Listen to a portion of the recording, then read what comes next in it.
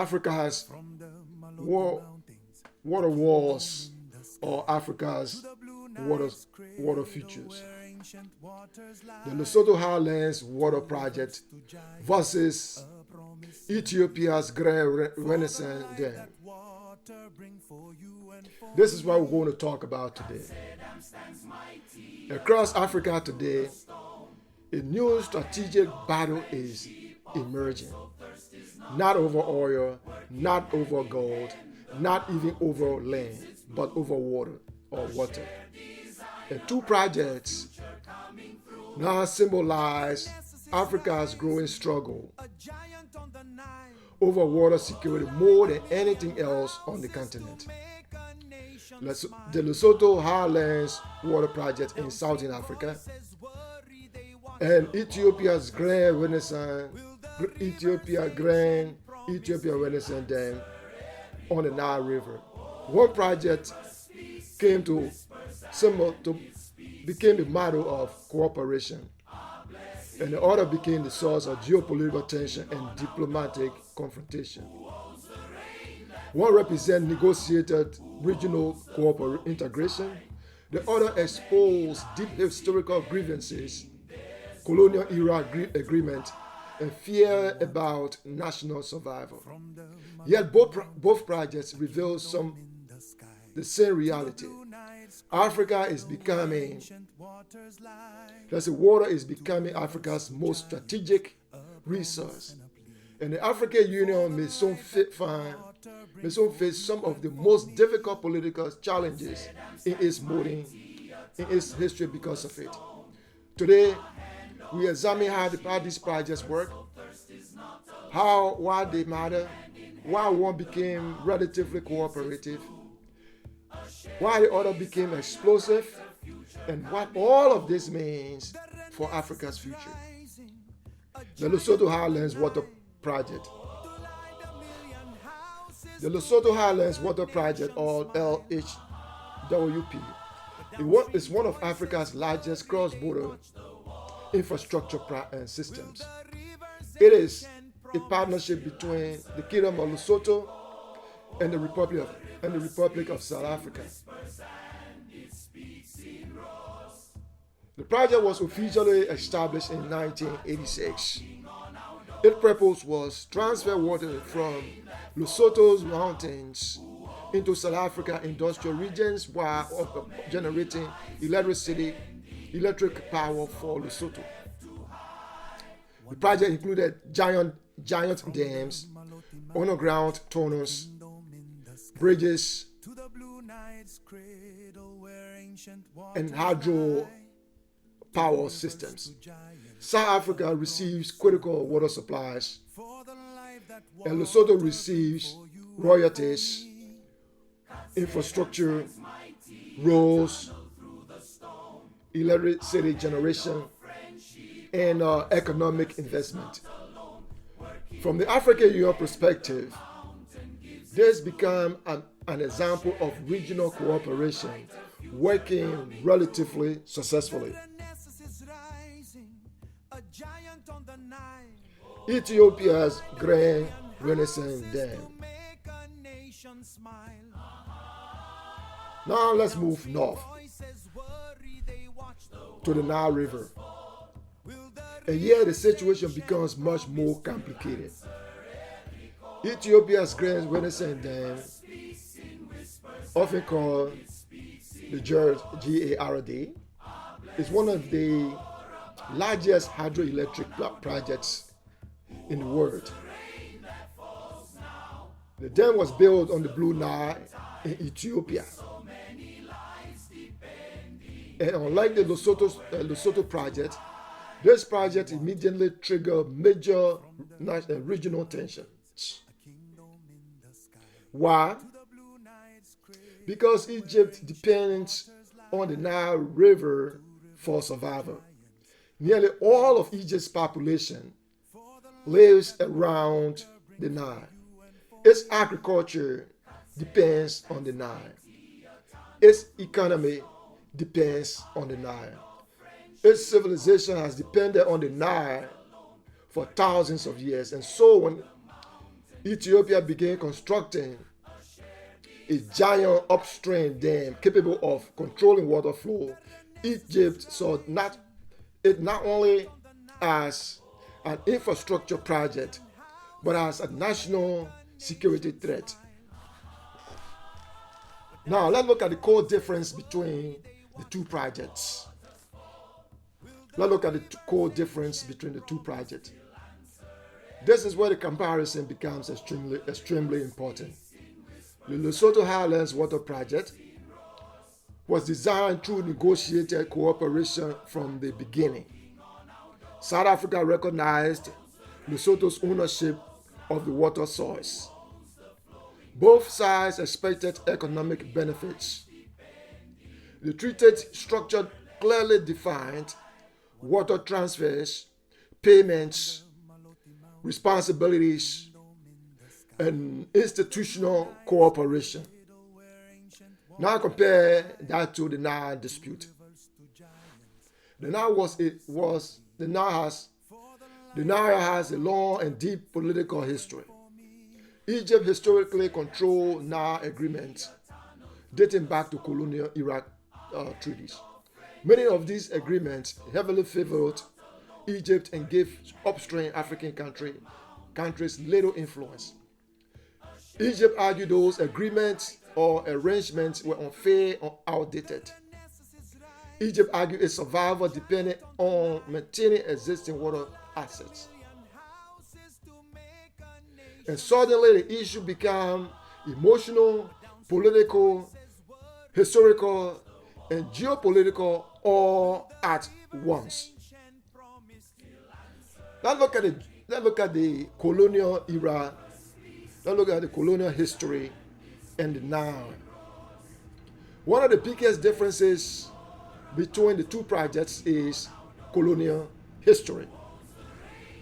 The Lesotho project emerges primarily from modern negotiation between neighboring African countries. But the Nile dispute is deeply tied to colonial-era agreements. Britain historically negotiated Nile treaties, largely favoring Egypt, while many upstream African countries had little participation. Egypt later rejected those arrangements. From Egypt's perspective,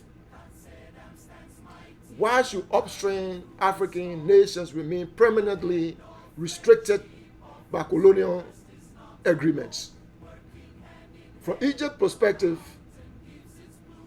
why should downstream population risk catastrophic water shortages? And this is where the African Union faced an enormous diplomatic challenge, because both sides had legitimate concerns. Both sides had legitimate concerns, while the GERD became politically sensitive. The Great Ethiopian Renaissance Dam is not just about water. It is about sovereignty, African pride, energy independence, regional power, and historical identity. For Ethiopia, the GERD became a symbol of national resonance. Millions of Ethiopians contributed financially to the project. The dam was presented as an African-led development project, financed largely by Africans. I will come back to that issue. For African development. For Egypt's perspective, the concern centered around water security. Egypt feared the rapid filling of the reservoir could reduce downstream water flows, especially during drought periods. And because water scarcity already threatened parts of North Africa, the stakes became extremely high. At various points or at various moments, tension escalated so severely that analysts openly discuss the possibility of military confrontation between Ethiopia and Egypt. The African Union's role. This is where the African Union entered the picture.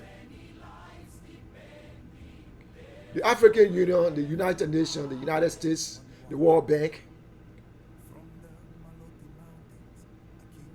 Sudan, Egypt, and Ethiopia. But the African Union's involvement carried symbolic importance. For decades, African conflicts and disputes were often mediated externally by European Union, by Europe, the United States, World Bank, and other people.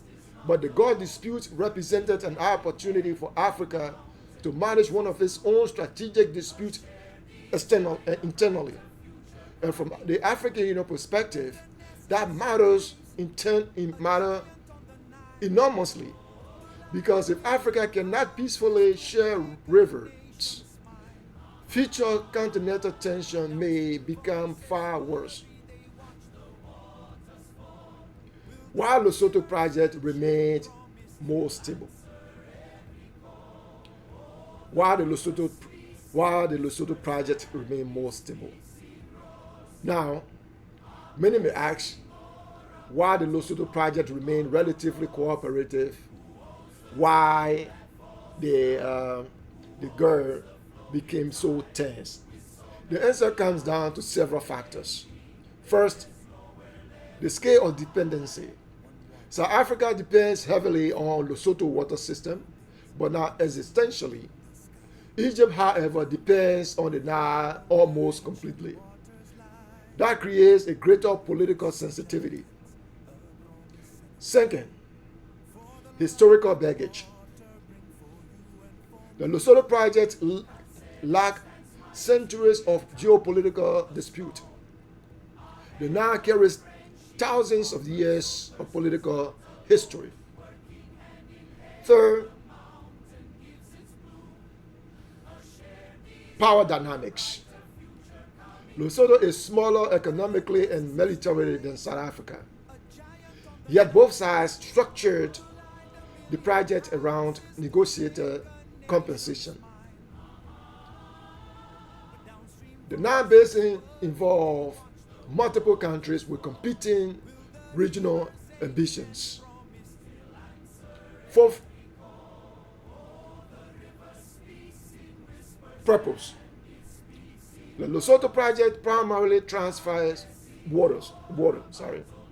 The GERD primarily generates hydroelectric power while affecting downstream water flow management. This creates fear about long-term control over the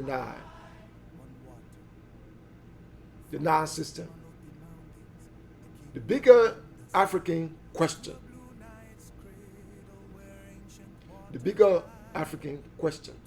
And I'll also come back to a little history about the GERD too. Both projects reveal a bigger continental reality. Africa is entering an era where water politics may reshape geopolitics. Climate change is intensifying. Droughts, desertification, food insecurity, and migration pressure. Meanwhile, Africa's population continues growing rapidly. By 2050, Africa's population could exceed 2.5 billion people.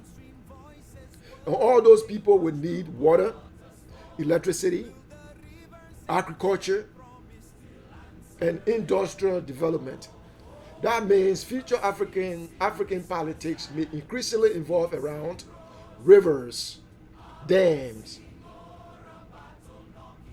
groundwater, and cross-border water systems. So what the African Union learned from the Lesotho Water Project and the Grand Ethiopia Renaissance Dam. From the African Union perspective, These projects teach several major lessons. One, African cooperation is possible. The Lesotho project proves African states can share resources through long-term agreements. Two, colonial-era resource systems remain politically explosive. The Nile dispute demonstrates how unresolved historical agreements still shape modern African politics. Three, water security is now national security. Future African conflicts may involve water access much more as territorial disputes. The fourth lesson I think the African Union has learned: infrastructure without diplomacy is dangerous. Mega projects require transparency, trust building, national institutions, regional institutions, and constant negotiations. The fifth lesson is Africa must strengthen continental governance. And this is important because as competition over water grows, the African Union may become increasingly important in preventing future interstate crises.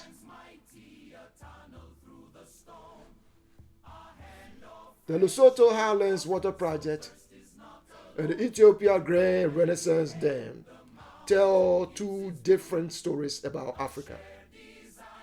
One story is about cooperation. The other is about tension. One shows the possibility of regional integration. The other reveals the dangers of historical mistrust and resource insecurity. Both together, they point toward the same future.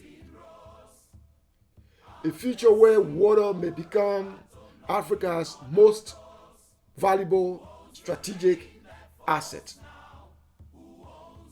A future where diplomacy over waters or rivers could determine peace or conflict.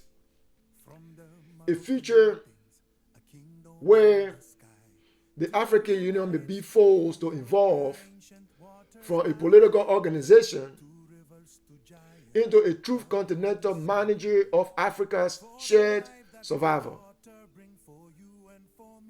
Because ultimately,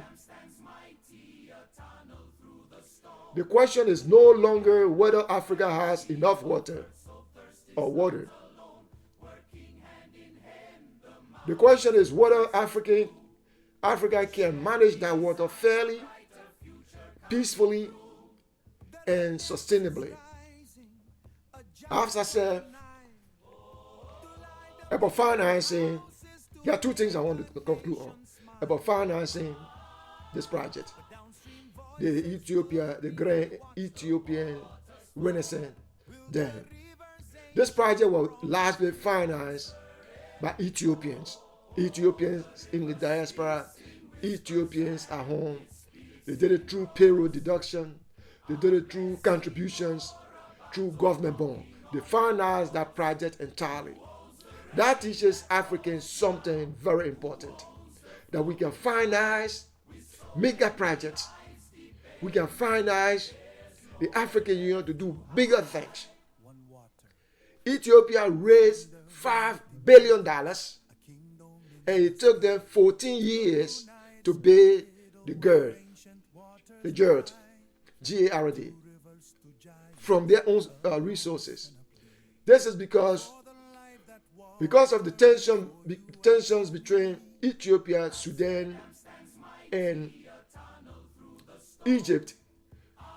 International financial institutions refused or hesitated to finance the project. So Ethiopians financed the project themselves. Ethiopia built that project itself. is one of the largest dams, hydroelectric dams in the world. Think about it for a second. For those who believe, for those of us who believe that Africa cannot do anything big, think about it for a little bit. Ethiopia built that project themselves. But there was a controversy. Sengwe Baliki, who was the chief engineer, died in 2018 under mysterious circumstances. He was the face of the project in Ethiopia. But Ethiopia, he was the chief engineer, but Ethiopians built that project themselves.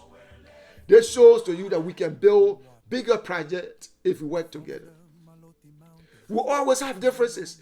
Differences will exist from now until eternity. Differences will exist.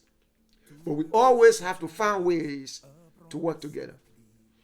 Another point about this project is it took 14 years to build. It started in 2000. I'm talking about the GERD now. It started in 2011 and was inaugurated in 2024. I think in 2024. What it tells you is we can build bigger projects. Africans can build bigger things. Working together. Share resources. Negotiation. Diplomacy. Regional cooperation is possible. And yeah, just think about the in my country, Liberia, my country of birth, Liberia. We have what they call the Gavala River in the part of the country I come from, called Maryland County in southeastern Liberia. And that river is the border between the Ivory Coast and Liberia. I don't know whether they have constructed a bridge over that river yet, but it's a very big river that we can use for water supply between both countries, especially in the part of the country I come from, in the southeastern region of the country. Water is scarce. It's not scarce, but we don't have the infrastructure to utilize the abundant amount of water we have there. So, folks, it's possible for us to work together. But the tension between Ethiopia and Egypt and Sudan over that project can be solved. And I'm happy that the African Union is involved, trying to make sure that these countries stay, negotiating. When it's completed, it will be transferred electricity to the neighboring country. And one of the reasons Sudan is fluctuating. Sudan is angry over the project, but Sudan is also not too angry because Sudan is going to benefit from the project. When the project is completed, Sudan will receive cheap electricity from Ethiopia. And I know South Sudan too might also receive some electricity supplies from Ethiopia. So water is becoming Africa's strategic, one of Africa's most valuable strategic access. So we have to learn how to utilize that strategic access for the benefit of Africans with our tension, with our conflicts. Folks, my name is Pico Conway. Thanks for watching. And if you enjoyed this discussion, please don't forget to subscribe to our channel. We'll continue to follow the story that are shaping Africa's future. Until next time, I know the video is long for 25 minutes, or 20 to 25 minutes, but I know you can watch the whole thing because it's important for Africa's future. Until next time, stay safe. Bye for now, but let me just say this. I'll be going to watch the game between the Ivory Coast and Ecuador on the 14th. Although the ticket is extremely expensive, I think my ticket is about $1,300. Yeah. But it's something I wanted to see. I wanted to go to a World Cup game in person, see the game. I've been watching soccer since forever. So I want to go see the World Cup game. On the 14th, I'll be going to see the game at the Lincoln Financial Field in Philadelphia, Pennsylvania. Folks, have a great day. Bye for now.